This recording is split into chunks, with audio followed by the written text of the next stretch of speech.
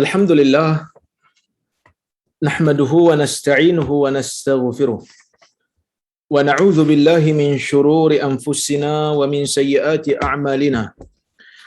Man yahdihillahu fala mudilla lahu wa man yudlil fala hadiya lahu.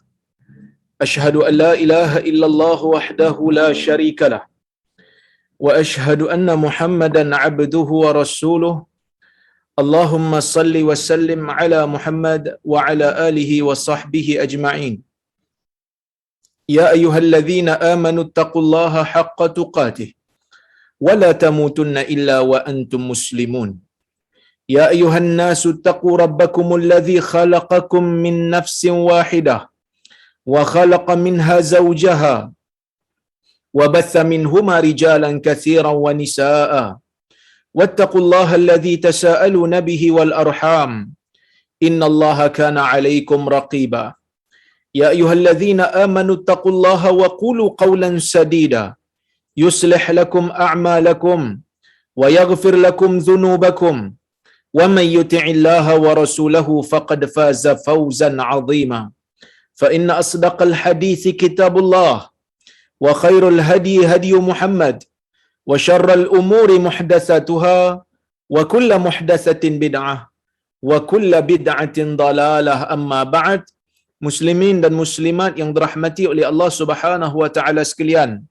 Alhamdulillah, pada malam ini kita dapat bersama-sama berhimpun di dalam kuliah secara maya ini, anjuran Nur Islam Academy, untuk kita sambung balik perbincangan kita berkaitan dengan kitab Petunjuk Nabawi bagi Hati. Kebetulan kita minggu pertama kan, jadi minggu pertama dengan ketiga ni memang khas untuk buku Petunjuk Nabawi bagi Hati ataupun bagi jiwa, yang mana ia merupakan buku bahasa Arab asalnya. Tajuk asal bahasa Arab ialah Al-Hadiyun Nabawi fir Raqaiq, yang mana ia merupakan hadis-hadis pilihan di dalam Sahih Al-Bukhari yang disusun ataupun yang dipilih oleh guru saya yang bernama Dr. ataupun Syekh Sharaf Al-Qudah.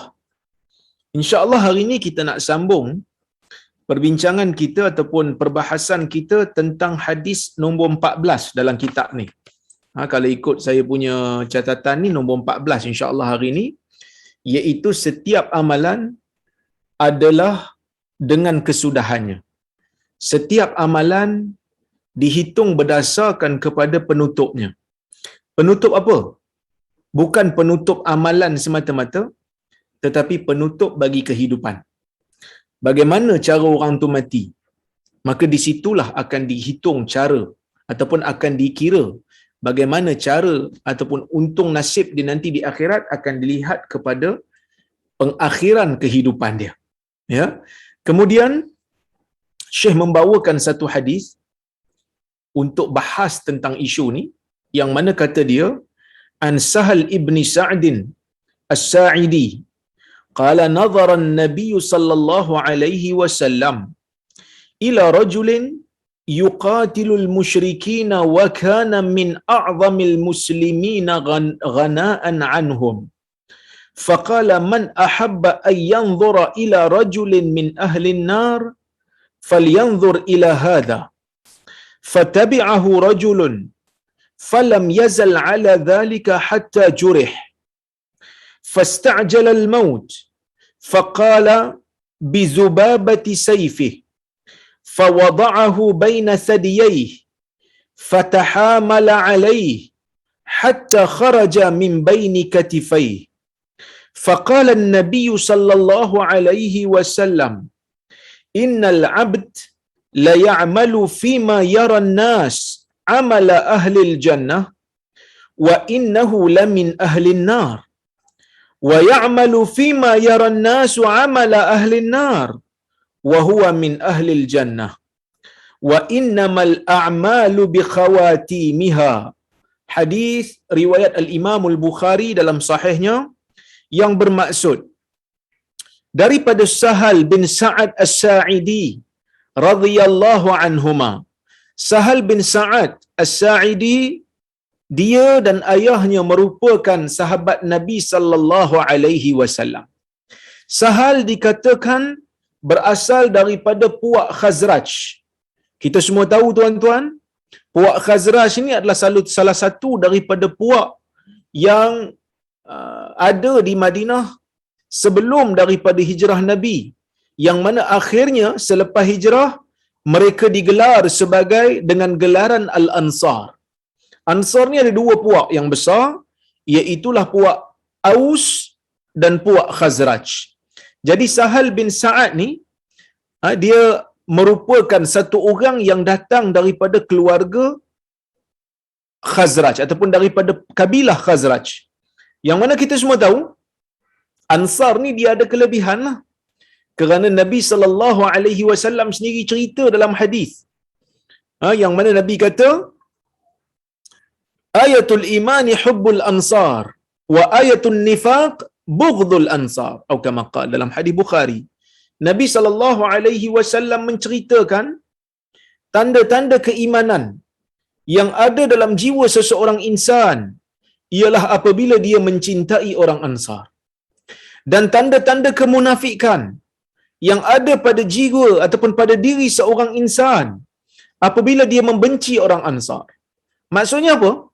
Maksudnya kalau kita dengar cerita orang Ansar, kalau kita dengar pengorbanan orang Ansar, kalau kita dengar perjuangan orang Ansar, kalau kita dengar bagaimana teruknya orang Ansar ni dalam menerima tekanan disebabkan oleh kerana mereka ini membantu dakwah Islam, mereka ini telah memberikan segala-gala yang mereka ada semata-mata untuk menjadikan Islam itu subur di Madinah pada ketika itu.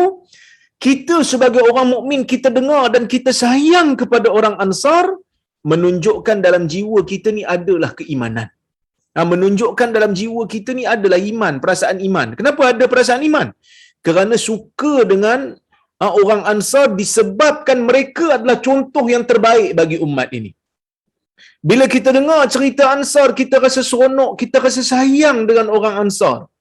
Ini menunjukkan bahawasanya dalam jiwa kita ada perasaan iman. Sebab apa ada perasaan iman? Suka kepada orang yang berjasa dalam agama. Suka kepada orang yang berkorban dalam agama. Ini merupakan salah satu daripada tanda-tanda keimanan. Bukan kata orang Ansar je kadang-kadang. Tuan-tuan, kadang-kadang kita ni tengok orang agama pun jadi suka. Contohnya, ustaz mengajar agama jadi suka kat dia. Suka nak bantu dia. Suka nak tolong dia. Itu menunjukkan kita sayang kepada orang yang mengajar bab agama ni. Dia kata saya suka, saya hormat. Sebab apa? Sebab dia mengajar agama. Menunjukkan kita ni adalah benda yang kalau nak dipanggil sebab tanda keimanan lah. Sebab apa suka kat dia? Bukan sebab kepentingan dunia pun. Saya tak kenal pun dia. Tapi saya tengok dia, saya selalu follow kuliah dia. Dia banyak memberikan kebaikan, dia banyak memberikan ilmu, banyak memberikan tunjuk ajar pada masyarakat, ajak orang kembali kepada Allah dan Rasul. Saya kata, ya Allah, moga Allah Subhanahu Wa Taala beri ganjaran yang baik pada dia. Moga Allah Taala berikan kesihatan pada dia. Ini merupakan di antara salah satu daripada tanda-tanda keimanan. Kan, mudah-mudahan benda tu ada dalam diri kita sentiasa.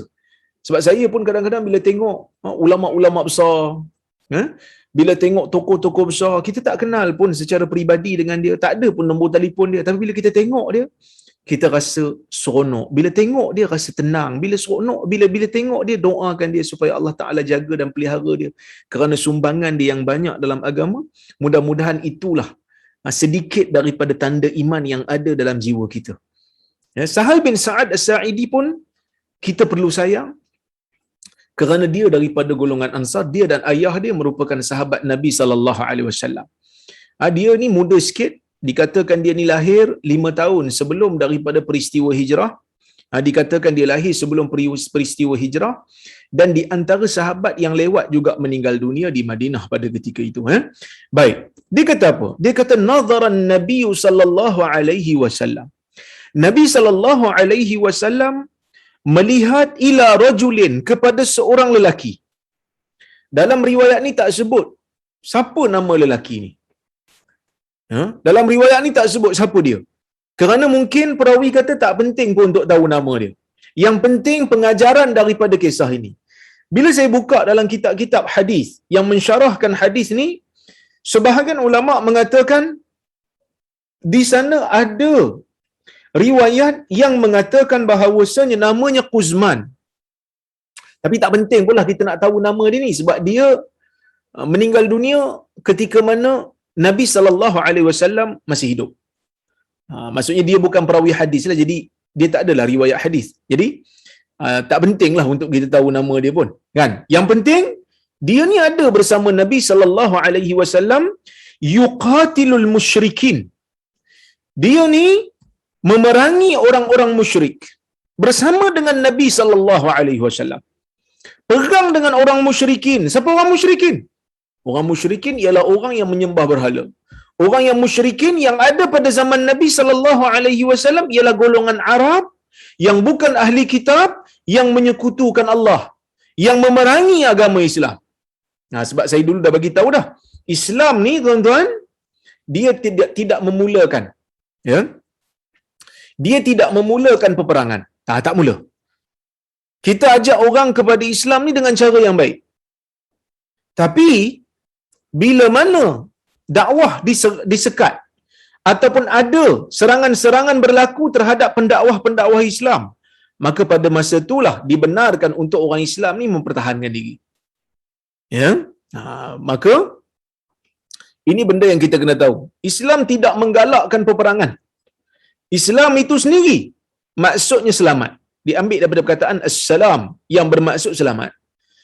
Tapi kalaulah kata dakwah Islam tu terganggu disebabkan oleh kerana ada halangan-halangan yang datang sehingga tak boleh lagi dah dakwah Islam tu nak sampai kepada orang lain, maka dalam keadaan tu tuan-tuan, Islam membenarkan untuk umat dia menghilangkan halangan itu, supaya orang lain boleh, ataupun kerajaan Islam diseranglah.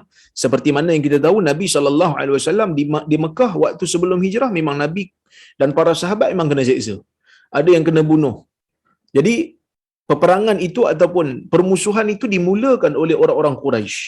Walaupun pada awalnya Nabi SAW mengarahkan kepada sahabat untuk tidak melawan, tetapi apabila sampai ke Madinah, datang ayat yang membenarkan untuk berperang demi untuk mempertahankan diri. Okey? Jadi dia ni ada bersama dengan Nabi SAW, laki yang dikatakan nama dia Quzman ni, dia ada dengan Nabi SAW yuqatilul musyrikin, berperang dengan Nabi SAW lawan orang-orang musyrikin. Wa kana min a'zamil muslimina aghna'an anhum, dan dia ni di antara orang muslim yang kuat, di antara orang yang kuat lawan orang-orang yang bukan Islam, lawan orang-orang yang memerangi Islam ni. Maksudnya dia punya usaha dalam nak berjihad tu dahsyatlah. Bukan biasa-biasa punya orang ni. Ini maksudnya orang yang ada kesungguhan dalam nak berperang. Bukan orang biasa-biasa. Ya? Dia kuat. Okey, dan dia mahirlah dalam peperangan ni. Kemudian bila sahabat ni kata begitu, mungkin sahabat tengoklah. Sahabat kata dia ni hebat ni. Dalam perang dia ni betul-betul lawan gasak sungguh dalam peperangan. Maka Nabi SAW bersabda, "Man ahabba an yanzura ila rajulin min ahli an-nar falyanzur ila hadha." Nabi SAW pun bersabda, bila Nabi tengok mungkin sahabat ni dok tengok dia, mungkin Nabi SAW takut para sahabat ni terpesona dengan dia, maka Nabi pun kata, sesiapa yang suka, ya, sesiapa yang suka untuk melihat kepada seorang lelaki daripada kalangan ahli neraka, maka tengoklah pada dia ni. So Nabi SAW bagi satu benda yang berbeza dengan apa yang ada, yang zahir, yang dilihat oleh orang ataupun sahabat-sahabat yang bersama dengan Nabi SAW. Maka tuan-tuan dan puan-puan rahmati Allah sekalian, Nabi bagi satu benda yang bercanggah dengan zahir apa yang dilihat oleh orang ramai pada ketika itu. Jadi orang ramai pun macam terkejut lah. Kan? Orang ramai pun terkejut. Dia ni nampak bagus. Dia ni nampak beriman, nampak bersungguh dalam berperang. Jihad ni bukan main-main. Maka tiba-tiba Nabi kata, siapa nak tengok ahli neraka? Apa tengok dia ni. Okey. Maka fatabi'ahu rajul. Seorang lelaki pun daripada kalangan sahabat ni pun follow dia. Bila Nabi kata macam tu, sahabat ni percayalah. Tapi sahabat nak tahulah kenapa Nabi kata dia ni ahli neraka. Maka salah seorang daripada mereka follow dia ni. Tengok dia. Ya. Falam yazal ala dhalik. Bila salah seorang daripada sahabat follow dia, falam yazal ala dhalik. Maka dia ni, ya, duk lawan lagi orang musyrikin dalam jihad. Begitu hebat dia lawan. Ya, falam yazal ala zalik, dia sentiasa berada pada keadaan demikian hatta jurih, sehinggalah dia ni terluka, sehingga dia ni tercedera. Yalah dah perang kan. Jadi bila perang ni kebarangkalian untuk cedera tu adalah. Maka dia pun tercedera. Awal tadi begitu lawan, begitu bersungguh dalam nak memerangi orang-orang musyrikin. Ya. Maka bila orang dok tengok, orang dok follow dia, bersungguh dia ni, bersungguh sampai jurih, sampailah dia tercedera ataupun luka. Ya. Fasta'jala al-maut. Ya.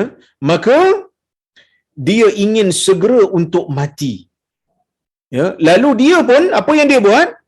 Dia ambil ujung pedang tu, bahagian yang tajam tu, dan dia meletakkan bahagian tajamnya tu di antara kedua dadanya. Dia letakkan di antara keduanya. Fatahamal alaih. Kemudian apa dia buat? Dia tekan badan dia pada pedang tu. Dia tekan pedang tu pada badan dia. Hatta kharaja min baini katifai. Sehingga pedang itu terkeluar di antara dua bahunya. Di belakang lah. Maka dia telah dikira sebagai orang yang membunuh diri. Dia dikira sebagai orang yang membunuh diri. Baik. Faqala an-nabiy sallallahu alaihi wasallam. Maka Nabi sallallahu alaihi wasallam pun bersabda. Apa Nabi kata? Innal 'abd, sesungguhnya seorang hamba, ada yang la ya'malu fima yara nas. Ada yang sungguh-sungguh beramal dengan amalan ahli syurga pada penilaian manusia. Pada apa yang jelas pada manusia, dia ni macam beramal dengan amalan ahli syurga. Wa innahu lamin ahli nar. Sedangkan dia ni ahli neraka. Sedangkan dia ni memang ahli neraka. Nabi kata, wa ya'malu fima yaran nas amala ahli nar. Dan ada juga yang beramal dengan amalan ahli syurga pada pandangan manusia. Pada pandangan manusia, fima yara, pada penilaian manusia, pada pandangan manusia, dia ni beramal dengan amalan ahli neraka. Wa huwa min ahli jannah. Sedangkan dia ni sebenarnya adalah ahli syurga. Wa innamal a'mal bi khawatimiha. Kerana sesungguhnya amalan-amalan itu ialah berdasarkan kepada penutupnya. Amalan-amalan itu berdasarkan kepada pengakhiran hayat seseorang. Tuan-tuan dan puan-puan rahmati Allah sekalian, inilah hadis yang kita nak bincangkan hari ini. Inilah hadis yang kita nak cuba kupaskan maknanya. Sebelum kita nak bincang apa yang disebutkan oleh Syekh Sharaf Al-Qudah dalam kitab ni, saya nak huraikan dulu beberapa pandangan ulama. Ya, pandangan ulama terhadap hadis ni sekadar yang saya baca dalam kitab-kitab syuruh. Yang pertama sekali, dalam riwayat ni tak disebut pun peperangan ni peperangan yang mana. Ya. Peperangan yang mana tak disebut dalam riwayat yang dibawakan oleh Syekh ini ataupun yang disebutkan oleh Al-Imam Al-Bukhari ini. Tetapi ulama mereka mencari mana satu perang yang berlaku peristiwa ni. Ibnul Jauzi ni ulama mazhab Hanbali, ulama hadis. Dia banyak tulis kitab-kitab hadis. Antara kitab dia yang glamour tu Talbisu Iblis. belitan iblis. Itu Ibnu Jauzi punya tulisan tu. Selain daripada dia Talbisu Iblis, dia tulis yang terkenal bagi dia juga kitab Al-Mawdu'at. Kitab yang menghimpunkan hadis-hadis palsu. Dia di antara penulis mengumpulkan kitab hadis palsu, bukan sebab dia nak suruh kita pakai hadis palsu dah. Dia nak bagi kita amaran supaya jangan pakai hadis palsu ni, aku kumpul untuk korang supaya korang tahu hadis tu hadis palsu. Itu Ibnu Jauzi punya kitab. Tapi kitab Mawdu'at ni biasalah. Seperti mana yang tuan-tuan tahulah, ada ulama yang terima, ada ulama yang sebahagiannya tolak sebahagian daripada penilaian, sebab dia kata Ibnu Jauzi ni mudah sangat nak hukum hadis sebagai palsu. Kadang-kadang hadis tak sampai pada tahap palsu pun dia kata palsu. Sebab itu ada seorang ulama lagi tulis, nama dia Ibn Iraq. Ada orang sebahagian ulama sebut, ada sebahagian ahli ilmu sebut Ibn Arraq. Ada yang sebut Ibn Iraq, ada yang sebut Ibn Arraq. Dia tulis satu kitab nama dia Tanzihus Syariah. Tanzihus Syariah ni dia ringkaskan kitab Ibnul Jauzi dan juga kitab Al-La'alil Masnu'ah karya As-Suyuti. Yang mana Suyuti banyak tak setuju dengan Ibnul Jauzi dalam penilaian palsu. Jadi datang seorang ulama yang namanya Ibn Iraq Al-Kinani mengarang kitab Tanzihus Syariah, maka dia buat ulasan semula. Ada penilaian yang dia setuju, ada penilaian dia tak setuju. Baguslah. Maksud kalau kita nak baca, kita baca kitab Tanzihus Syariah, kita akan dapat tahu Ibnul Jauzi punya pandangan, As-Suyuti punya pandangan, Ibn Iraq punya pandangan. Ya, baik. Maka dia kata Ibnul Jauzi ni ada satu lagi kitab nama dia Kashful Mushkil. Dia lebih buat huraian ringkas terhadap perkataan-perkataan yang samar-samar maknanya di dalam Sahih Al-Bukhari dan Muslim. Dia kata peperangan ni berlaku ataupun peristiwa ni berlaku pada peperangan Uhud, dia katalah pada perang Uhud. Tetapi Ibnu Hajar dalam Fathul Bari dia tak setuju. Dia kata macam tak berapa logik perang ni dikatakan. Kalau kita nak kata perang ni untuk perang Uhud macam tak logik, dia kata. Sebab apa tak logik? Sebab dia kata perang Uhud, kalau dia berlaku pada perang Uhud, tak mungkin Sahal bin Sa'ad As-Sa'idi boleh riwayatkan. Sebab dalam riwayat lain dia kata Sahal ni terlibat dalam perang ni. Sebab peperangan Uhud berlaku awal. Dan kita semua tahu, seperti mana yang saya cerita tadi, Sahal ni dia lahir lebih kurang 5 tahun sebelum hijrah. Jadi kalaulah kata peperangan ni berlaku pada peperangan Uhud, Sahal baru umur berapa je? Kan? Takkan dia join sekali. Sebab lafaz tu macam orang kata apa, kami bersama dengan Nabi SAW dalam peperangan. Tapi kalau kita tengok, sebenarnya Ibnu Jauzi ni dia katakan itu adalah riwayat, katakan peperangan itu adalah peperangan Uhud, dia bukan datang daripada kosong lah, bukan main teka-teka. Kerana di sana ada riwayat daripada Al-Waqidi. Riwayat daripada Waqidi yang mengatakan bahawasanya peperangan ni memang peperangan Uhud. Tetapi Ibnu Hajar menolak riwayat ini. Dia kata kerana Al-Waqidi ni dia lemah dalam hadis. Kalau dia bersendirian pun ulama berhati-hati nak terima, apatah lagi kalau dia menyanggahi riwayat yang lebih sahih. Kan riwayat sahih bagi tahu Sahal terlibat dalam peperangan ni. Tak mungkin ia perang Uhud. Tapi bukanlah bermakna ulama hadis ni tolak terus riwayat Waqidi. Waqidi ni tuan-tuan, dia ulama hadis, dia ulama sirah, dia ulama maghazi, ulama yang mempunyai kepakaran dalam riwayat peperangan Nabi SAW. Tapi dia ni tokoh kontroversi lah. Ada orang tuduh dia pendusta, ada yang tuduh dia, ada yang kata riwayatnya ditolak secara total. Tetapi ada ulama-ulama hadis yang seimbang ni, mereka tak tolak semua, mereka tak terima semua. Yang mana yang mereka terima, ada sebahagian yang mereka terima dengan syarat.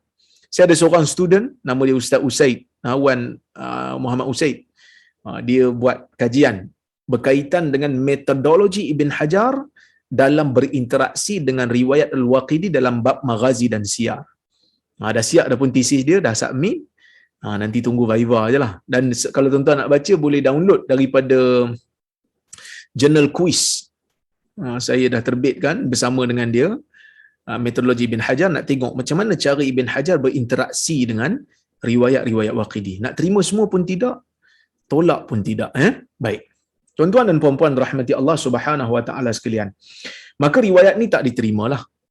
Riwayat yang tepat ataupun pandangan yang tepat di sisi sebahagian ulama dan juga apa yang ditunjukkan oleh Al-Imam Al-Bukhari, peristiwa ni berlaku pada peperangan Khaybar lah. Perang Khaybar ni datang kemudianlah tahun ke-7 Hijrah. Baik, itu yang pertama. Yang kedua, kita nak bincang sekarang ni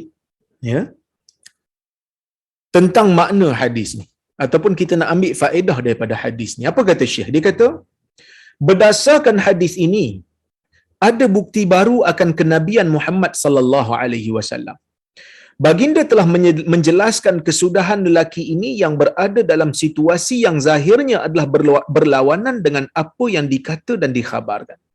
So dalam hadis ni paling tidak kita dapat tahu tentang dalail an-nubuwah. Dalail nubuwah ni maksudnya bukti-bukti kebenaran kenabian Nabi sallallahu alaihi wasallam. Nabi ni memang nabi, kita tak nafi. Tetapi sebahagian orang memerlukan kepada bukti kebenaran dakwaan Nabi.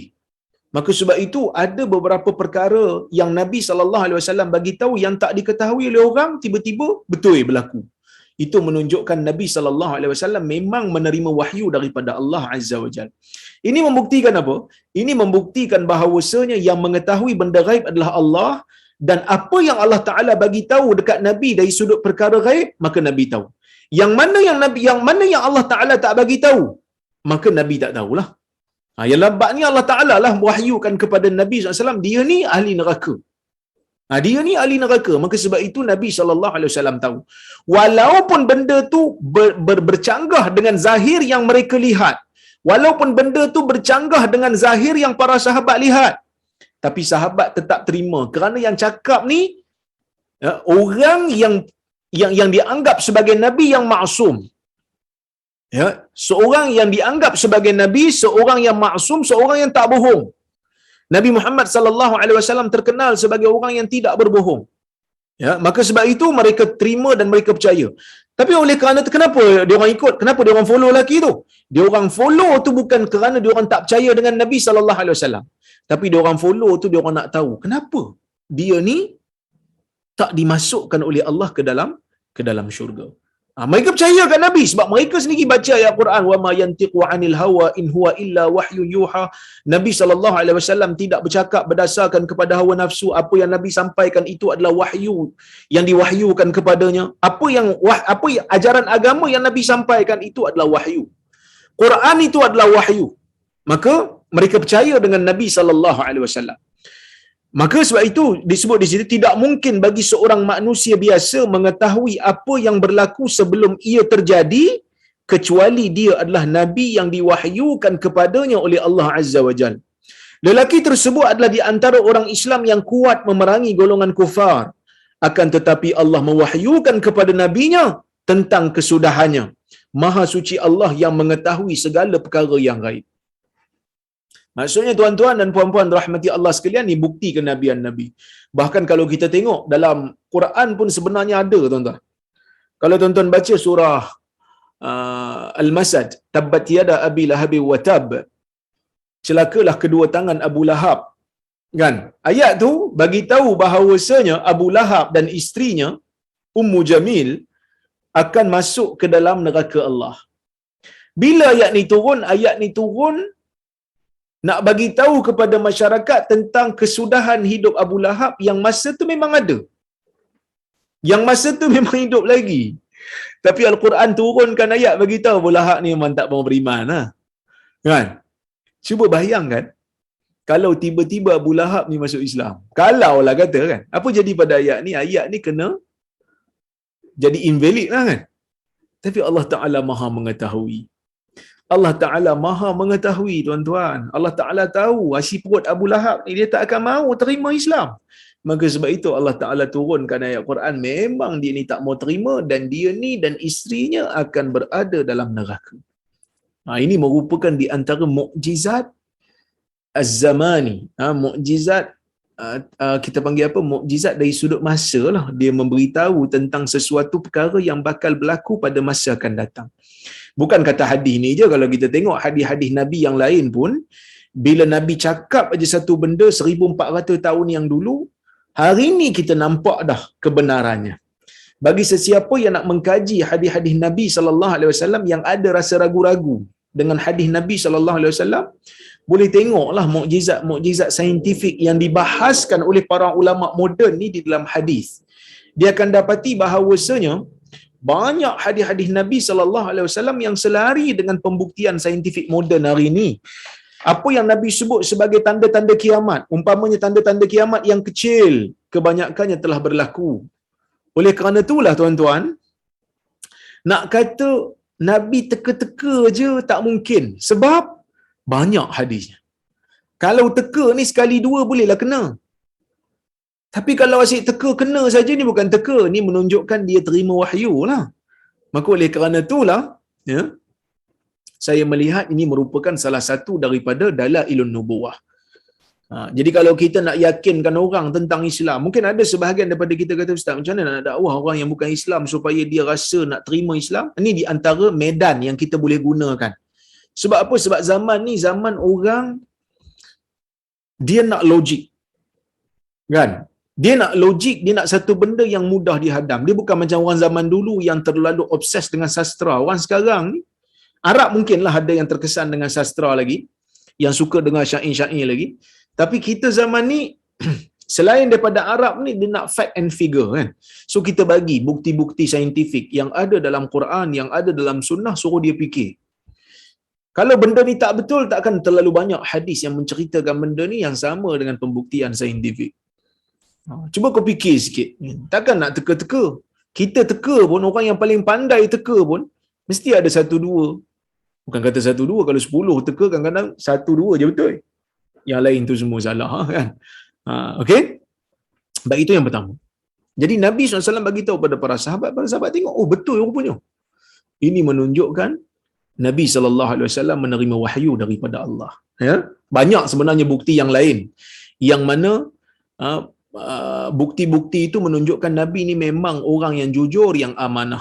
Dalam kuliah minggu lepas pun, waktu kuliah tafsir, kuliah Abasa pun kita tengok, itu di antara bukti jujurnya Nabi SAW dalam menyampaikan wahyu daripada Allah.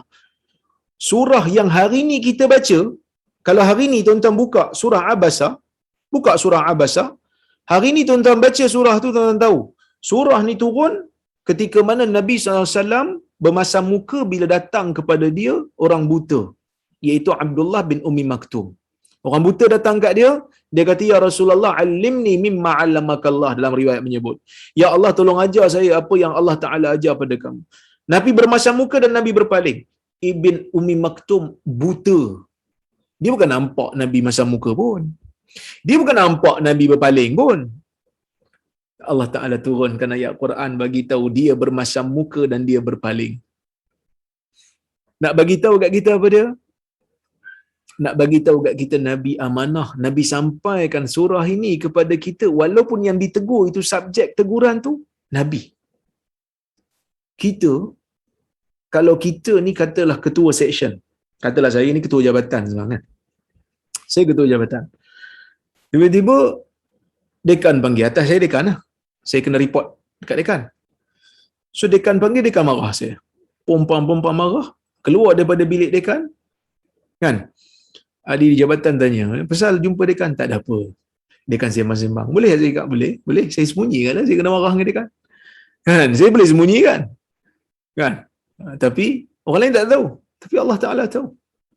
Nabi SAW turun pada dia ayat Allah Ta'ala tegur dia, dan Nabi abadikan di dalam mushaf menunjukkan Nabi ni orang yang amanah, Nabi orang yang jujur, tidak ada kepentingan pun untuk dia menipu dalam urusan agama ini. Tak ada kepentingan pun. Maka sebab itu tuan-tuan, banyak bukti bagi mereka yang nak mencari kebenaran Nabi Muhammad SAW terlalu banyak. Ya?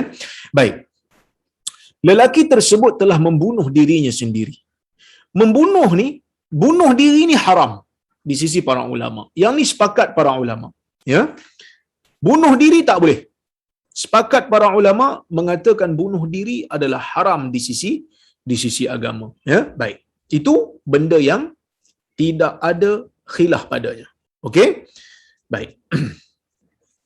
Cuma walaupun ulama walaupun Allah Azza wa Jalla dalam Al-Quran, ya, yang mana Allah mengharamkan bunuh diri, ya, wala taqtulu anfusakum, jangan kamu bunuh diri kamu, jangan kamu melakukan pembunuhan pada diri kamu. Allah Subhanahu wa taala mengharamkan, tetapi ada dia punya perincian. Ya, ada dia punya perincian. Apa perincian dia? Okey, perincian dia adalah orang yang bunuh diri ini ada dua keadaan. Yang pertama, kata Syekh, membunuh diri dengan menghalalkan tindakan membunuh diri. Macam mana? Bila orang kata, bunuh diri ni haram, dia kata mana ada haram. Bunuh diri ni dibenarkan oleh syarak.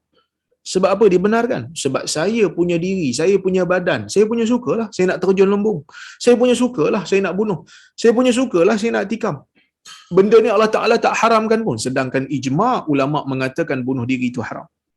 Maka sesiapa yang menghalalkan perbuatan bunuh diri, maka dia telah menjadi kafir.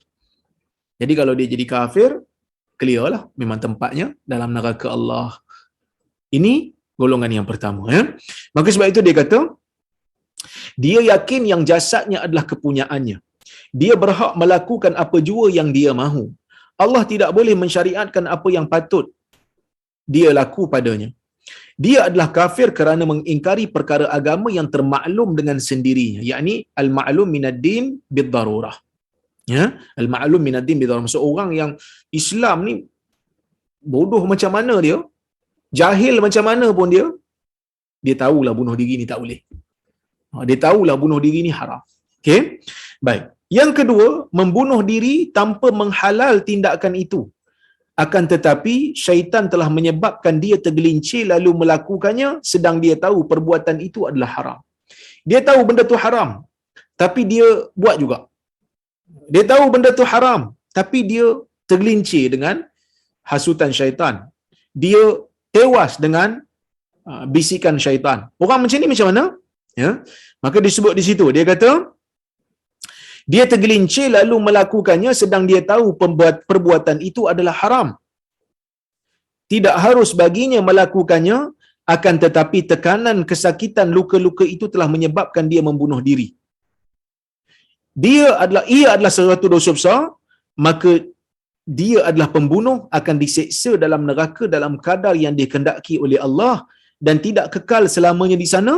Kemudian dia akan keluar daripada neraka dan akan masuk ke syurga setelah disuci dan dibersihkan. Ataupun dengan kata yang lebih selamat, orang yang bunuh diri ni kita kata dia telah melakukan satu kesalahan besar dalam agama. Tetapi keputusan dia sama ada dia ni ahli syurga ataupun ahli neraka bukan kita yang menentukan. Sebaliknya ia kembali kepada kehendak Allah Subhanahu wa taala. Allah Taala lah yang akan nilai dia, Allah Taala lah yang akan hisap dia, Allah Taala yang akan menentukan untung nasib dia di akhirat nanti, bukan kita. Tapi kalau tanya, perbuatan tu haram tak? Haram. Perbuatan tu salah, perbuatan tu dosa. Tapi dia ni macam mana ustaz? Tak tahu. Kembali kepada Allah urusannya. Selagi mana dia mukmin, tidak menghalalkan perbuatan ini, tahu benda ni haram, dia kekal muslim. Tapi dah buat satu salah, dia dah buat satu dosa, urusannya kembali kepada Allah Subhanahu wa taala. Okey. Adapun apa yang dinamakan sebagai operasi syahid. Ni Syekh bincang sikit tentang operasi yang kita panggil sebagai operasi bom diri. Bom diri ni zaman dulu ni, zaman 90-an dan awal 2000 menjadi polemik besar di kalangan ulama-ulama Islam, terutama bagi orang-orang yang berada di Palestin. Yang ni bukan bom diri yang dibuat pada orang awam, ya. Yang dibuat pada orang awam di Bali, di London apa semua ni, tu tak ikut disiplin. Sebab dia target orang awam. Yang ulama bincang ni yang berada di medan, yang sedang berperang di medan, yang sedang berperang di Palestin umpamanya. Yang ni dia orang bincang panjang. Ada yang tak setuju, ada yang setuju, Syekh ni dia setuju. Dia kata apa? Adapun apa yang dinamakan operasi syahid adalah diharuskan, dia kata. Tapi dengan syarat, dia kata. Dengan dua syarat. Yang pertama, niatnya kerana Allah untuk menegakkan panji Islam, tidak berjuang kerana asabiyah, yakni fanatik, atheism, menunjuk-nunjuk atau mau menegakkan negara sekular bukan agama atau seumpamanya. Itu syarat pertama dia lah. Syarat yang kedua, cara yang dilakukan itu adalah cara yang terakhir. Ini dia sebut. Cara yang terakhir. Maksudnya kalau ada cara lain, tak boleh guna cara ni. Dia kata. Kalau ada cara lain, cara ni dilarang. Dan satu-satunya yang boleh dilakukan untuk memerangi musuh, jika ada jalan lain yang boleh mencapai matlamat tanpa meletupkan diri bersama musuh, maka tidak harus dia berbuat demikian. Kerana membunuh dirinya sudah menjadi salah satu matlamat dari matlamat-matlamatnya. Ini adalah membunuh diri. Dia kata kalau ada jalan lain, tak boleh. So, dalam isu ni, Syekh letakkan syarat yang sangat ketat, iaitu mesti tak ada jalan lain. Dan dia letakkan kat sini musuh lah. Maksudnya dekat tengah-tengah medan tempur, sedang berperang dengan musuh. Bukan pergi letup orang awam.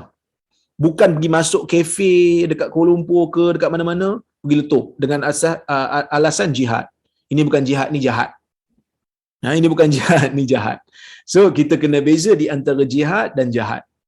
Yang mana kadang-kadang mereka yang meletupkan orang awam ni, pergi letup train, pergi tempat-tempat yang bukan perang, yang penuh dengan orang awam, yang penuh dengan anak kecil, yang penuh dengan orang-orang perempuan mengandung dan sebagainya, dia menimbulkan reaksi yang lebih buruk daripada manfaatnya. Yang mana orang akan melihat Islam adalah satu agama yang menganjurkan kepada terorisme. Sedangkan orang Islam tak macam tu. Kan? Mesir, berapa juta orang Islam? Mesir tu berapa juta orang Islam? Adalah berapa persen Kristian, Koptik, Kristian. Tapi tak ada orang Kristian yang dibunuh di Mesir tu. Kita kat negara kita ni, Malaysia umpamanya kan, begitu bertoleransinya orang Islam yang berada di Malaysia ni. Tapi disebabkan oleh segelintir orang yang terlibat dengan terorisme, yang tak sampai pun 10%, tak sampai pun 10%, mungkin 5% tak sampai. Tapi akhirnya nama Islam itu rosak. Ini benda yang sangat bahaya. Baik. Bila Nabi sallallahu alaihi wasallam, Nabi sallallahu alaihi wasallam kata, bila Nabi kata, seorang hamba beramal berdasarkan pengamatan orang ramai, berdasarkan penglihatan orang ramai dengan amalan penghuni syurga, sedangkan dia daripada neraka. Ini maksud apa? Kata Syekh, ungkapan ini bukanlah kaedah umum. Ia tidak terjadi kepada semua orang, sebagaimana ia tidak terjadi kepada kebanyakan orang. Akan tetapi berlaku pada sesetengah orang dalam nisbah yang sangat sedikit. Ia berlaku jika berlaku dengan kehendak mereka sendiri dan bukannya paksaan ke atasnya. Ini benda yang sangat penting. Dalam hadis yang lain, Nabi sallallahu alaihi wasallam menyebutkan, wa innal 'abd la ya'malu bi 'amali ahli al-jannah hatta ma yakunu bainahu wa bainal jannati illa dhira' fayasbiqu 'alaihi al-kitab fay'amalu bi 'amali ahli an-nar fayadkhuluha. Wa innar rajul yatakallam bil bi 'amali ahli an-nar hatta ma yakunu bainahu wa bainan nar illa dhira' fayasbiqu 'alaihi al-kitab fay'amalu bi 'amali ahli al-jannah fayadkhuluha.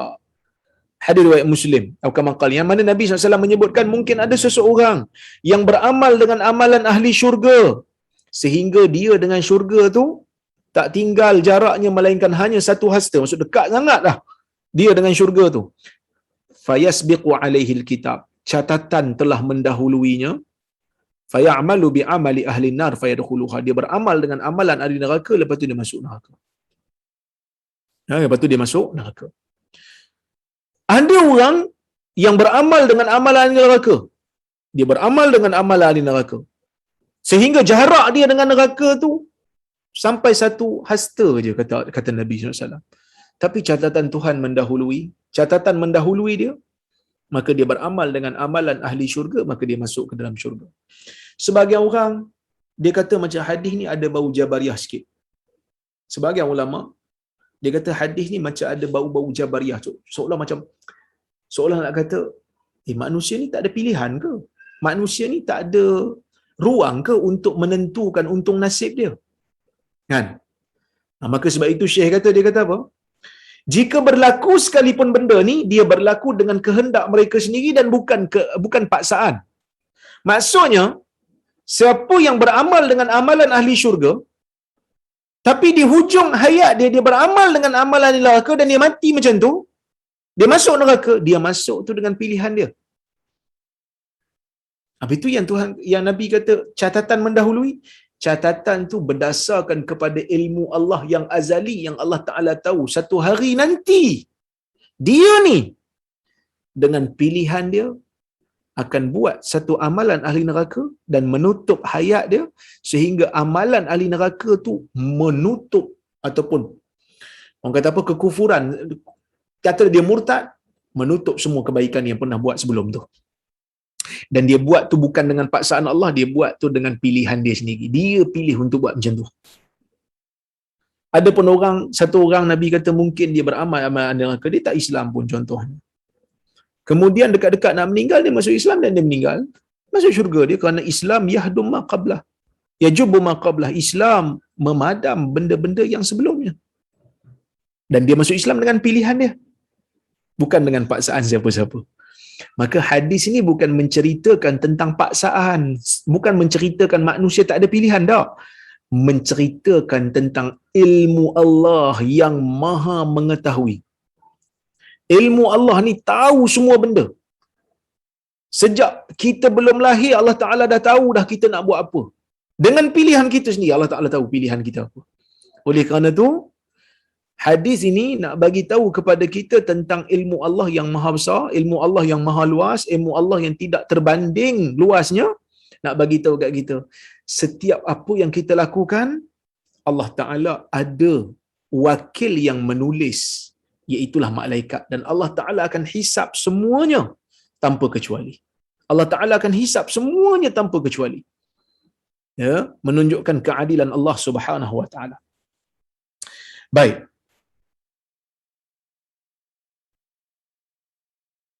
Bila Nabi SAW menyebut begitu, ulama ni ada dua tafsiran lah.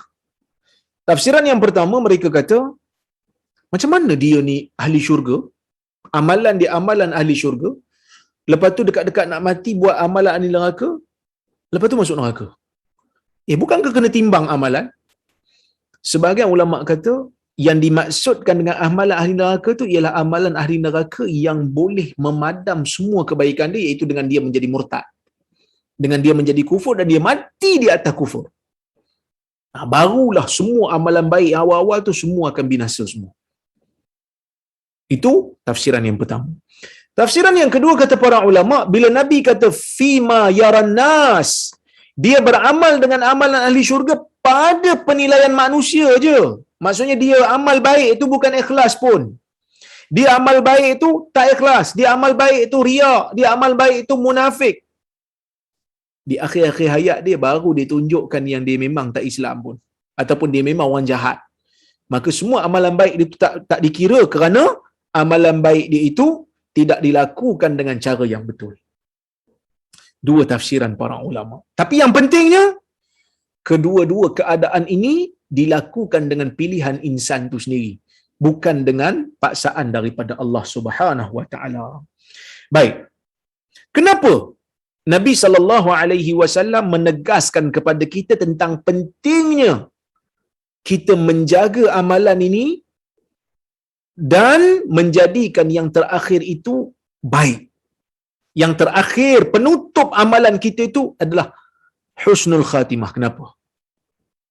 Di sana ada seorang ulama nama dia Ibn Battal.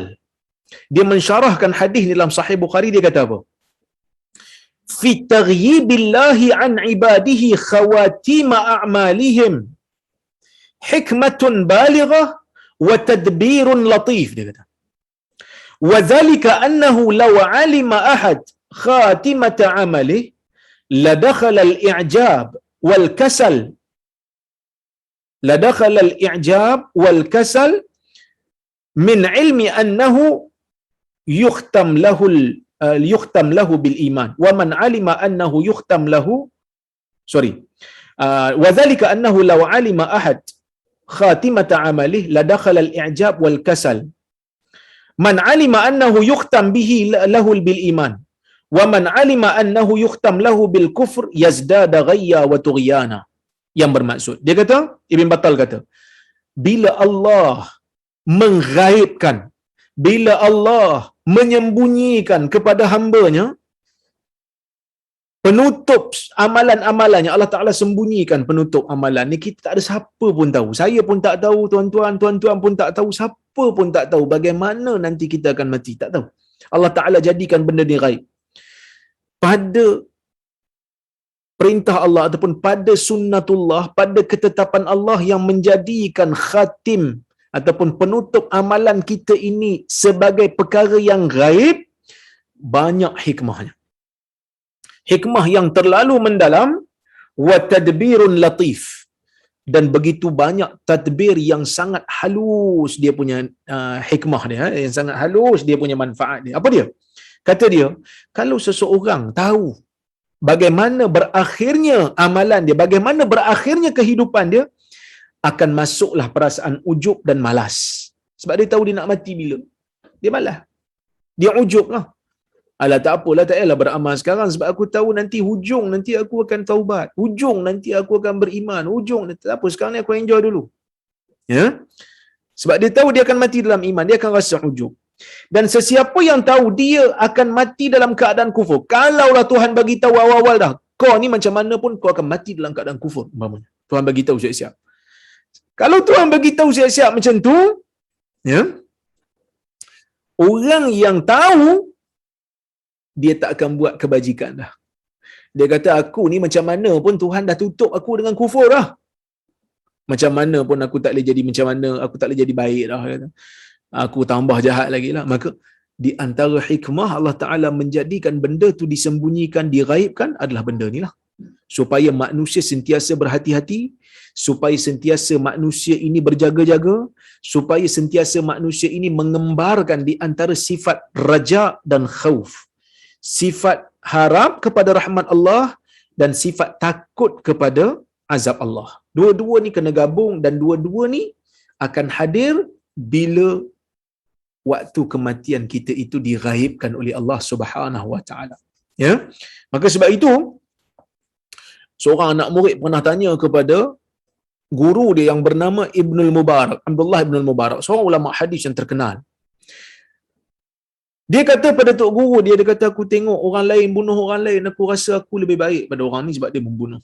Apa kata Ibnul Mubarak? Dia kata, amnuka ala nafsika asyaddu khatara. Kalau kamu rasa kamu selamat pada diri kamu, itu lebih dahsyat dia punya bahaya daripada orang yang membunuh tu. Sebab apa lagi bahaya? Orang yang membunuh tu mungkin dia taubat. Bukan dia nak kata membunuh tu benda yang biasa. Tak. Bunuh tu dosa besar. Bunuh ni dosa besar. Tapi merasa diri selamat. Bila orang lain buat maksiat, rasa diri kita selamat, aku bagus lagi pada dia. Ini lagi bahaya. Kerana kita tak ada pun terkesan nak bertaubat. Nah, ini sebab itu para ulama kata, sebab itu Ibn Mubarak kata bahaya. Kita jangan ada perasaan ujub. Jangan rasa diri itu dah selamat dah. Bahaya. Jangan rasa diri selamat, bahaya. Kerana benda ni akan menyebabkan kita kurang bertaubat kepada Allah Subhanahu Wa Taala. Maka ini yang disebut oleh Nabi SAW, al-a'malu bil khawatim. Ya? Baik. Secara umumnya saya boleh kata, hadis ini mengandungi beberapa pengajaran yang penting yang kita boleh ambil. Yang pertama, hadis ini mengandungi keterangan berkaitan dengan ilmu Allah yang sangat luas. Ini benda ni saya dah hurai dah tadi. Dan Allah Ta'ala ni menjaga amalan manusia sedetail-detailnya. Kecil besar Allah Ta'ala jaga. Yang kecil ke yang besar ke Allah Ta'ala jaga, dan Allah Ta'ala akan hitungkan di hari kiamat nanti. Terutamanya yang paling hujung ni nak tengok, atas kufur ke atas iman. Ya, kalau kufur, ya, dia akan dapat azab yang setimpal dengan dia. Kalau iman, akan ditimbang amalannya, akan dihisap. Okey? Dan dia akan berada di bawah kehendak Allah Subhanahu Wa Taala. Dan hadis ini juga bagi tahu kat kita tentang kita tak boleh nak hukum orang ni ahli syurga atau ahli neraka secara pasti tanpa adanya dalil daripada Allah dan Rasul. Kalau dalil bagi tahu dia ni dalam syurga, dalam neraka, dan baru kita bagi tahu. Kalau tak bagi tahu, kalau dalil tak bagi tahu dia dalam syurga ke neraka, kita kata wallahu a'lam, dia Muslim, dia mati dalam Islam, saya uruskan jenazah dia. Dia orang baik, ya. Confirm ke dalam syurga? Saya kata kita doakan. Confirm ke dalam neraka? Saya tak tahu. Dia di bawah kehendak Allah. Kalau Allah Ta'ala nak, Allah Ta'ala boleh azab. Kalau Allah Ta'ala nak ampun, Allah Ta'ala boleh ampun. Terpulang kepada Allah. Tidak ada sesuatu pun yang boleh memaksa Allah dalam masalah ni. Sebab apa? Sebab orang yang nampak baik pun Nabi kata dalam neraka. Itu bahaya tu. Sebab tu kita ahli sunnah wal jamaah, yang mana dalil kata dia dalam syurga, kita kata dia dalam syurga. Yang mana dalil kata dia dalam neraka, dia dalam neraka. Ya? Yang mana orang Islam yang meninggal dunia, kita tak tahu dia baik ke, kita tak tahu di pengakhiran dia, ataupun kita tahu jugalah sikit-sikit pasal dia, kita tahu dia baik, kita kata dia baik. Moga Allah Ta'ala ampunkan dia. Tapi confirm ke syurga? Tak tahu. Confirm ke neraka? Tak tahu. Sebab dalil tak bagi tahu. Kerana ada juga manusia yang zahirnya tak sama dengan batinnya. Allah Ta'ala yang mengetahui semuanya. Maka moga Allah Subhanahu Wa Ta'ala mengampuni kita atas keaiban kita, atas kesalahan kita yang dibuat di belakang tabir. Ya, baik. Walaupun Allah Subhanahu Wa Ta'ala mengetahui apa yang kita akan lakukan di dalam dunia ini sebelum kita lahir ke dunia lagi, ini tidak menafikan kita kena berusaha dan berikhtiar. Kerana usaha dan ikhtiar ini termasuk dalam perintah Allah Subhanahu Wa Ta'ala. Sebab itu kadang-kadang ada orang disilap faham, dia ingat alah semua Allah Ta'ala tentu dah, kita tak payah usahalah. Itu salah. Tawakal tu iman kita kepada Allah. Berusaha itu taat kita kepada perintah Allah, kerana Allah suruh berusaha. Nabi SAW Allah Ta'ala pelihara. Nabi beriman kepada Allah. Nabi beriman yang Allah Ta'ala akan pelihara dia.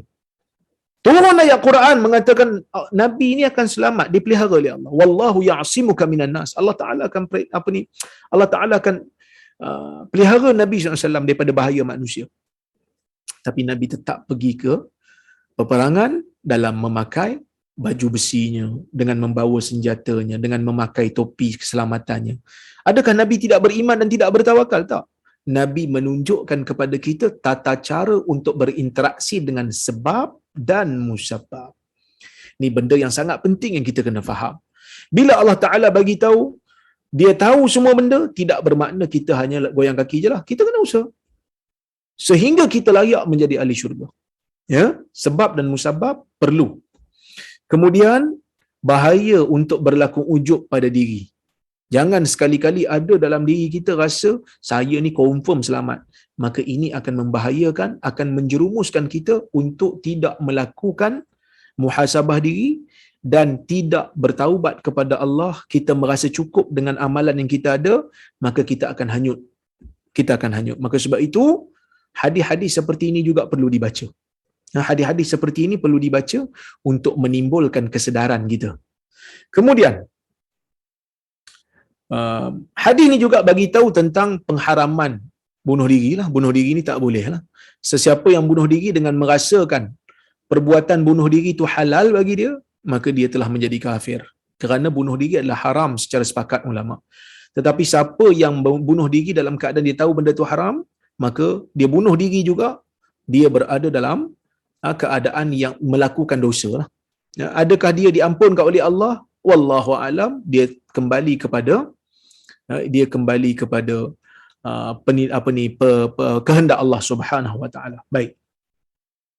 Begitu juga pentingnya ikhlas dalam ibadat ni. Sehingga dalam bab jihad pun ikhlas ni sangat-sangat dituntut. Orang yang pergi jihad tak ada ikhlas, bukan kerana Allah dan Rasul, dia akan mati dalam keadaan yang tidak dikira sebagai syahid walaupun dia terkorban di medan perang. Tapi kalau niat dia bukan untuk Allah dan Rasul, tak dikira sebagai syuhada. Ini sangat-sangat penting yang kita kena jaga. Apatah lagi dalam mengajar, dalam memberikan infak, dalam buat kebajikan, dalam nak apa saja benda yang kita buat, yang penting adalah keikhlasan. Kerana keikhlasan itu benda yang sangat-sangat penting. Kena hati-hati supaya kita tidak tergelincir ataupun kita tidak menjaga keikhlasan itu. Sebab itu Sufyan Tsauri kata benda yang paling susah nak jaga, paling susah nak rawat, ikhlas. Riak ni dia datang. Macam mana pun riak ni datang. Kita cuba tolak datang sini, dia mari dalam bentuk yang berbeza dengan warna yang berbeza. Kematian merupakan rahsia Allah Azza wa Jalla. Kematian tu rahsia. Allah Ta'ala jadikan dia rahsia sebagai ujian kepada kita dan sebagai rahmat pada kita. Ya. Okey. Kematian menjadi rahsia Allah sebagai ujian. Ya, ujian. Kita tak tahu bila kita mati. Nak tengok kita ni amal baik ke tidak, beriman ke tidak dengan hari kematian, nak buat cepat ke tidak ibadat-ibadat.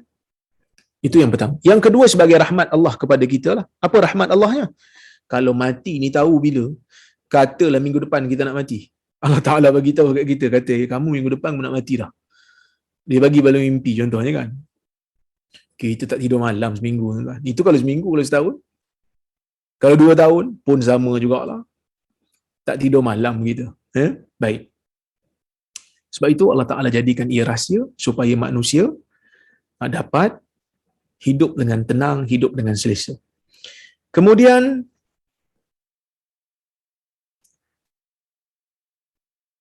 pentingnya kita ni bertaubat sebelum mati ni. Ini penting.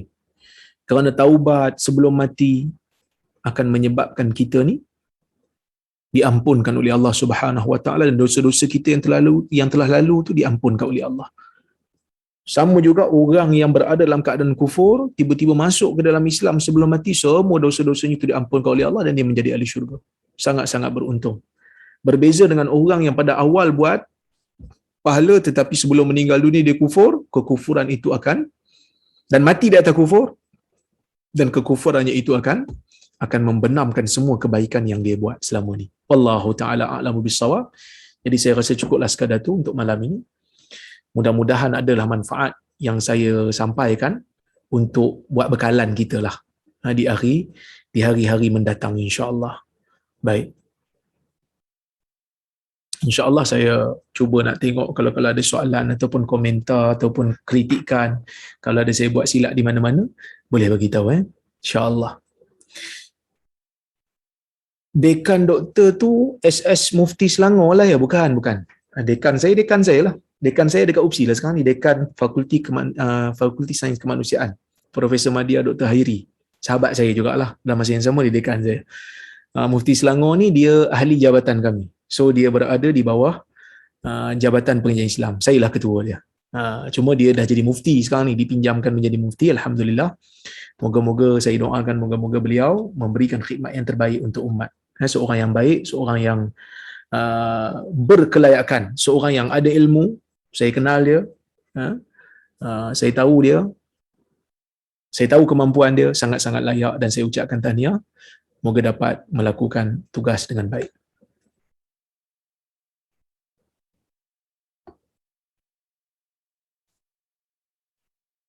Assalamualaikum. Saya ada baca tafsir Al-Quran. Kenapa dalam Quran ada ayat yang mansuh ataupun nasih? Ayat-ayat yang mansuh atau nasih ini Allah Ta'ala turunkan ya, untuk meraihkan suasana keadaan semasa pada ketika itu. Maksudnya turun ayat berkaitan dengan hukum yang sesuai untuk awal-awal Islam, kemudian turun ayat berikutnya untuk bagi tahu hukum yang asal itu telah pun dibatalkan dan ni hukum yang baru. Yang mana Allah Subhanahu Wa Taala jadikan ada nasih dan mansuh ni nak yang antaranya adalah nak uji keimanan kita lah, beriman ke tidak kita ni. Antaranya peristiwa kiblat lah, tukar kiblat menghadap Baitul Maqdis ke Baitullah. Nak tengok sejauh mana orang Islam tu taat kepada arahan Allah. Dan juga hikmahnya supaya hukum tu selari dengan suasana semasa yang mana zaman awal mungkin sesuai yang tu, lepas tu zaman kemudian tak apa sesuai, maka berubah hukum tersebut. Wallahu a'lam. Assalamualaikum Doktor. Waalaikumsalam. Adakah membuka aib jika kita berkongsi hal peribadi orang lain di media sosial? Dan bagaimana pula jika orang itu sendiri membuka aibnya sendiri di media sosial? Sebab saya tengok sekarang page-page info di FB sering berkongsi berkaitan info-info yang mengaibkan. Dosa peribadi, kalau dia dilakukan secara tersembunyi, dosa peribadi ni dosa yang tak melibatkan hak orang, dosa yang tidak mengancam keselamatan awam, dosa yang tidak menzalimi orang lain, maka dosa ni dosa peribadi.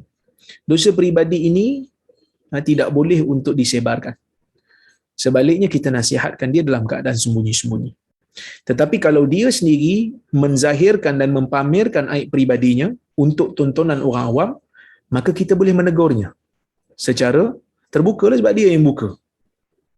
Tapi kalau dia menutup aib dia, kita tegur secara sembunyi-sembunyi lah. Okay? Tapi kalau dia tak buka, orang lain yang pergi cari-cari, orang lain yang sebarkan, maka kita kena tegur lah. Tegur orang yang buat dosa tu supaya dia berhenti buat dosa tu, dan tegur orang yang menzahirkan benda yang tersembunyi supaya dia hentikan penyebarannya. Okey? Baik. Assalamualaikum. Waalaikumsalam. Adakah usaha tawakal dan taubat boleh mengubah apa yang ada dalam ilmu Allah? Ilmu Allah ni luas. Kalau kita tawakal, kalau kita taubat, kalau kita doa, itu termasuk dalam ilmu Allah juga. Maksudnya, kalau Allah Ta'ala tahu, satu hari kita akan berdoa dan dengan doa tu Allah Ta'ala bagi apa yang kita doa. Maka, sebenarnya pada ilmu Allah itu tidak ada perubahan pun. Kerana Allah Ta'ala tahu semua benda. Yang sedang berlaku Allah Ta'ala tahu, yang telah berlaku Allah Ta'ala tahu, yang akan berlaku Allah Ta'ala tahu. Tidak ada perubahan pun. Allah Ta'ala tahu satu hari nanti, dia ni akan berdoa. Dan dengan doa dia ni, dia akan dapat yang ni. Aku akan bagi dia yang ni. Allah Ta'ala tahu dah. Maka ilmu Allah tidak berubah. Ilmu Allah itu merangkumi segala-galanya. Ya? Baik.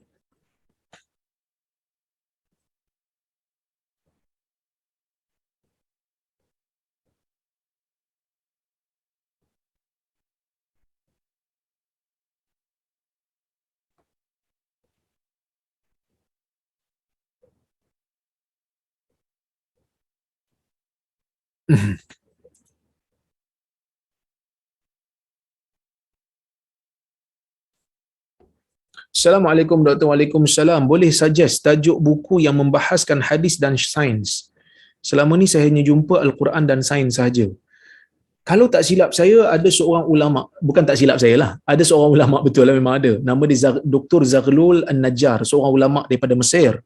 Dia ahli geologi, banyak mengkaji tentang hadis-hadis yang mengandungi mukjizat saintifik. Cuma saya tak pasti dah diterjemahkan ke belum dalam bahasa Melayu. Nanti saya tengok balik, kalau ada saya bagi tahu kemudian ya.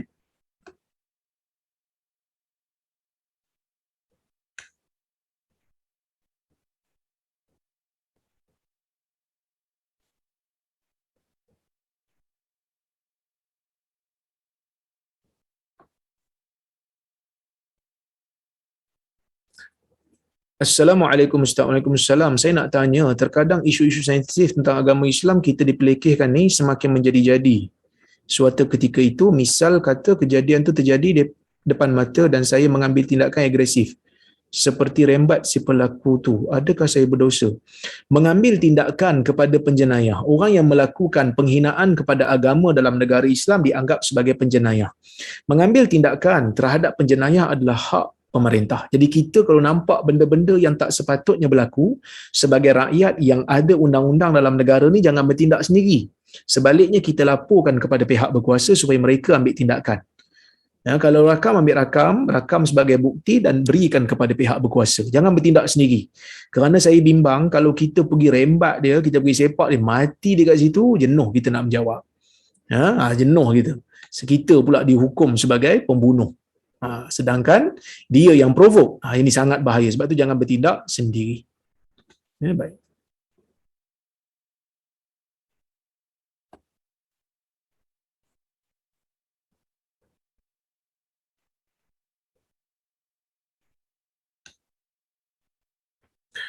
Ustaz, bagaimana dengan orang yang jadi gila kemudian bunuh diri? Secara jahilnya adakah ada keuzuran? Kalau dia jadi gila, akal dia dah tak berfungsi, maka dia bukan lagi mukallaf.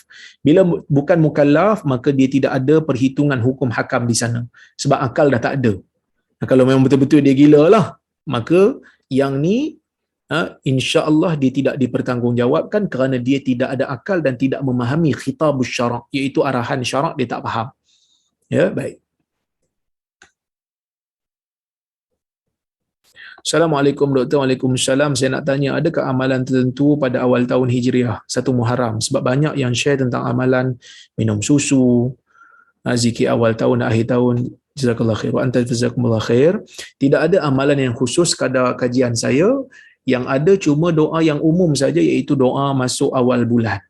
seperti mana yang dibaca oleh para sahabat, dan itu bukan hanya untuk awal tahun, itu dibaca pada setiap bulan yang baru masuk, itu bulan Hijri. Ya.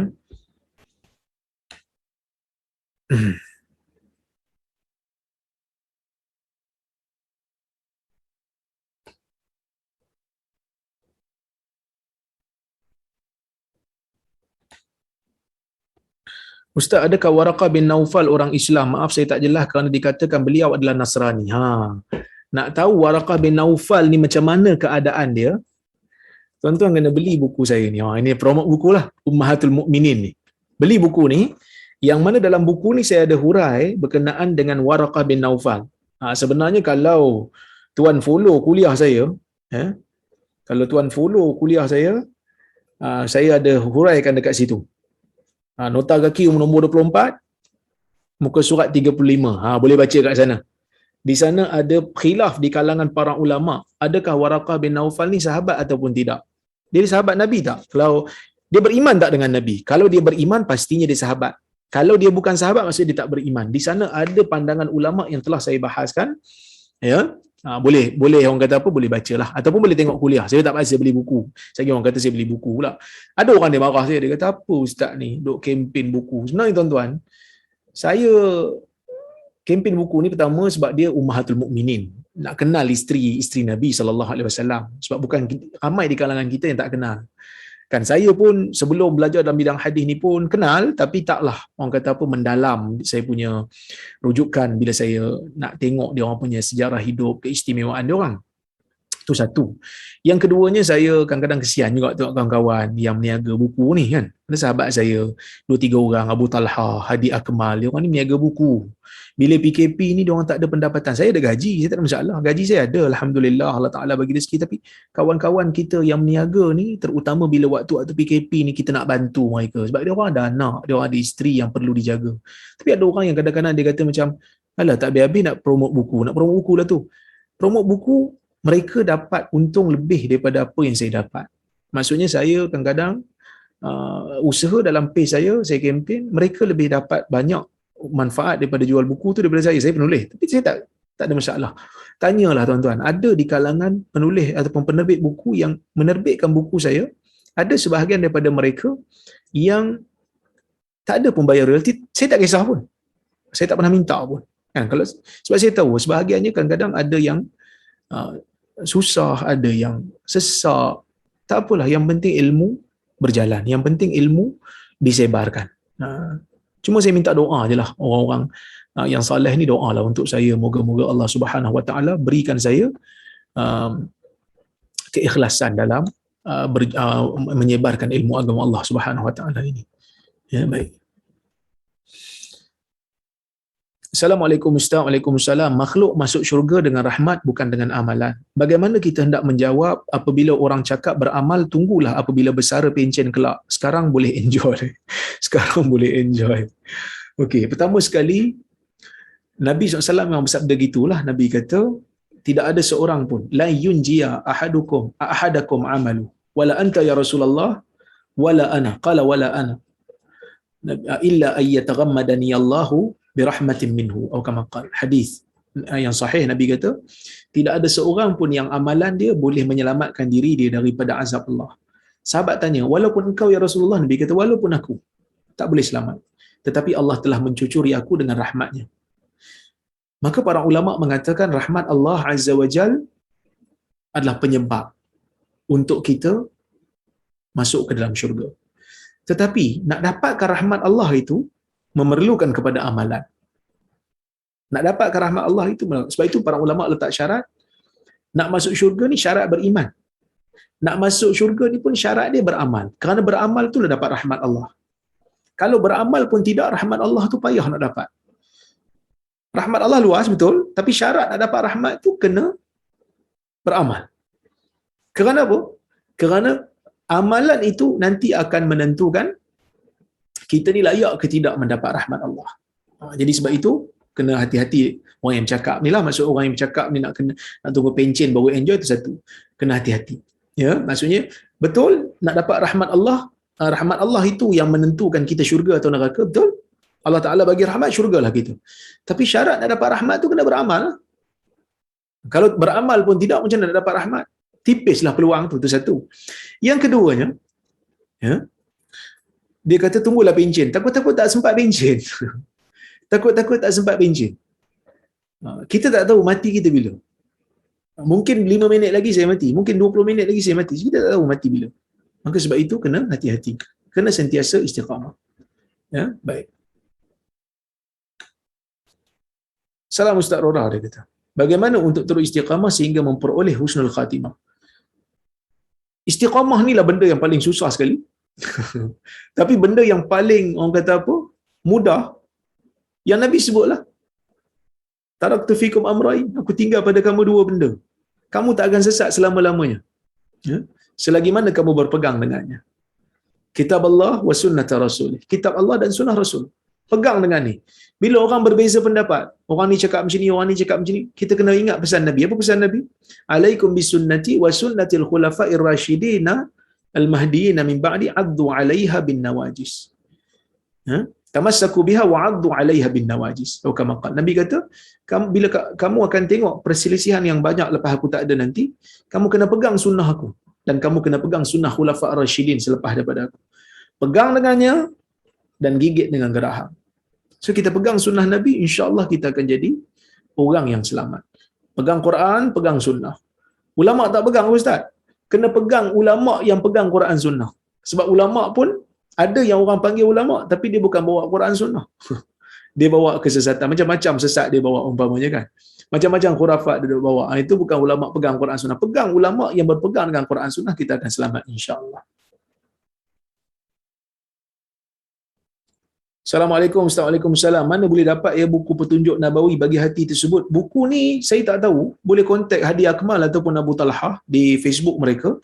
Mungkin mereka ada stok tapi tak tahulah. Saya tak tahu ada lagi ke tidak. Okey, wallahu alam, banyak sangat soalan yang saya nak jawab semua memang tak larat lah. InsyaAllah kita jumpa lagi pada masa akan datang. Terima kasih kepada Nur Islam Academy. Terima kasih pada Kak Lin, terima kasih pada semua yang hadir pada malam ini. Saya minta maaf tak dapat jawab semua soalan. Ada banyak lagi soalan yang tak dijawab. Saya jawab sebahagian saja. Apa yang baik daripada Allah, apa yang buruk datang daripada kelemahan diri saya. Saya mohon maaf kata kasar bahasa tersilap kata. Aqulu qawli hadza wa astaghfirullahal azim li wa lakum. Wassalamualaikum warahmatullahi wabarakatuh.